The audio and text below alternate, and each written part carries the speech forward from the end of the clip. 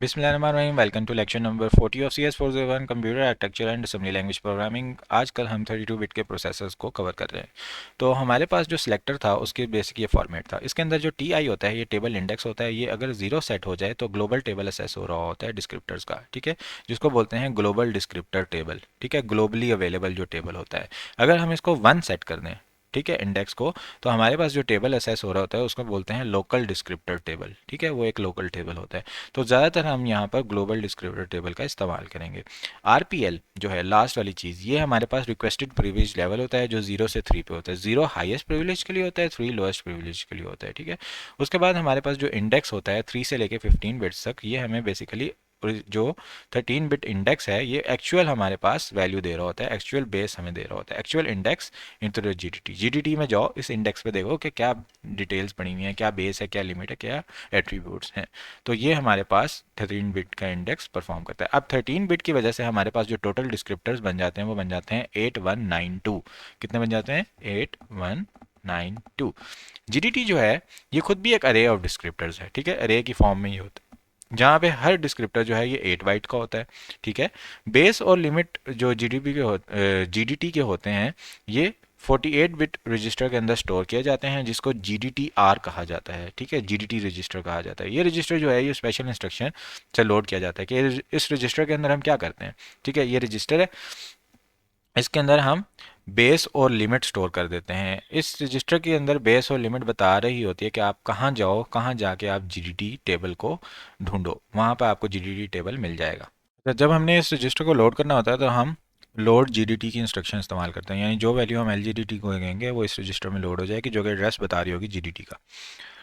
और हमारे पास जो फर्स्ट एंट्री होती है जीडीटी की वो हमेशा ज़ीरो होनी चाहिए, इसको नल डिस्क्रिप्टर कहा जाता है। उसके बाद जो भी एंट्रीज हैं, अब मैक्सिमम ऑफ 8191 ये हो सकती हैं, ठीक है, क्योंकि टोटल देखें 8192 थी, पहली एंट्री ज़ीरो हो गई, तो अब बच गई 8191 एंट्रीज। अब देखते हैं हम कि फॉर्मेट क्या होता है कोड और डाटा डिस्क्रिप्टर का, ठीक है। तो सबसे पहले अगर हम देखें हमारे पास जीरो ऑफसेट के ऊपर 32 बिट्स के लिए 0 से लेके 15 बिट तक, और फिर 4 ऑफसेट पर 16 से लेके 19 बिट तक, यानी टोटल 20 बिट्स पे हमारे पास लिमिट होती है, ठीक है। इस तरह हमारे पास 16 से लेके 31 तक ज़ीरो पर, और 4 ऑफसेट पर 24 से लेके 31 तक हमारे पास बेस होती है, ठीक है। उसके बाद हमारे पास बेस 0 से लेकर 7 तक भी होती है +4 पर, ठीक है। तो ये हमारे पास बेसिकली बेस और लिमिट की वैल्यूज़ होती हैं, यहाँ पर जो बता रही होती हैं कि आपने किस जगह पर जाना है, ठीक है। ये हमारा टेबल बता रहा होता है कि आपका जो बेस और लिमिट है वो कहाँ पर। अब इसके साथ कुछ एट्रीब्यूट्स होते हैं, ठीक है। ए होता है हमारे पास, आर होता है, सी होता है सिस्टम एग्जीक्यूटेबल, DPL P ये प्रेजेंट है या नहीं, और प्रीवियस लेवल क्या है, AVL R read on readable है या नहीं, DG, ये सारी चीज़ें अभी हम देखते हैं, ठीक है, ये क्या क्या होती हैं। तो सबसे पहले हमारे पास जो 32 बिट बेस है, बेस हमारे पास 32 बिट की होती है, ठीक है।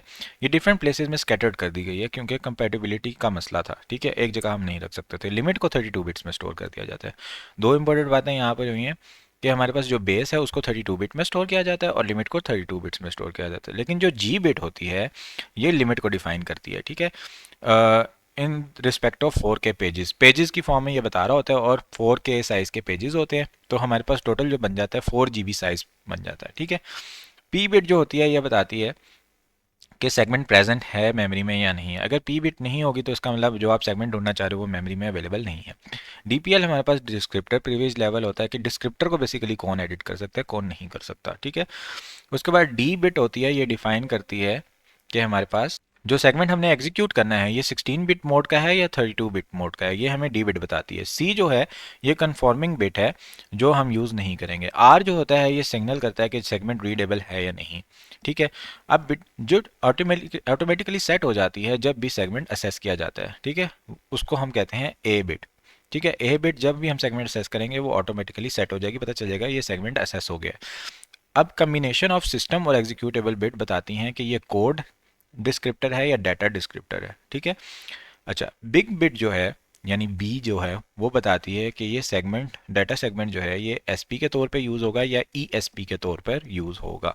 तो ये हमारे पास डिफरेंट बिट्स होती हैं, ठीक है। इसको हम टेबल में देख लेते हैं। हमारे पास सबसे पहले तो देखें तो बेस जो है वो 32 बिट्स पर कंप्राइज कर रही है, लिमिट जो है हमारे पास 20 बिट्स पर कंप्राइज कर रही है, ठीक है। ए जब हम सेगमेंट को असेस करेंगे तो असेस बिट ऑन हो जाएगी, ठीक है। आर बिट हमारे पास जो होती है वो रीडेबल है या नहीं, सी कन्फर्मिंग बिट होती है, एस और एक्स बताती हैं ये कोड है या डाटा है, ठीक है। अगर दोनों वन होंगी तो ये कोड सेगमेंट है, अगर हमारे पास एस वन होगी एक्स जीरो होगी तो ये हमारे पास डाटा सेगमेंट है, ठीक है। बीपीएल हमारे पास डिस्क्रिप्टिव प्रीवियस लेवल बताता है, पी बताता है कि प्रेजेंट है या नहीं, ठीक हो गया। उसके बाद हमारे पास डी बिट बताती है कि ये 32 बिट का है या 16 बिट का है, और जी जो होता है हमारे पास ये पेज मोड बता रहा था कि पेज मोड है या दूसरा मोड होता है, ठीक है। तो ये हमारे पास डिफरेंट बिट्स होती हैं। अब इसके अंदर जो हमारे पास डाटा सेगमेंट होता है उसके अंदर बिट्स थोड़ी चेंज हो जाती हैं, ठीक है। उसके अंदर बिग बिट होती है, ये बता रही होती है हमें कि एस पी यूज़ होगा या ई एस पी यूज़ होगा। अब यहाँ पर एक कोड है जो हम देखेंगे जिसके हम प्रोटेक्टेड मोड में शिफ्ट होने के लिए कवर करेंगे। तो ये हम देखेंगे नेक्स्ट लेक्चर में। यहाँ हमारा लेक्चर एंड होता है। Thank you so much everyone for joining and watching. अपनी दुआ में याद रखिएगा। टेक केयर, अल्लाह हाफिज़।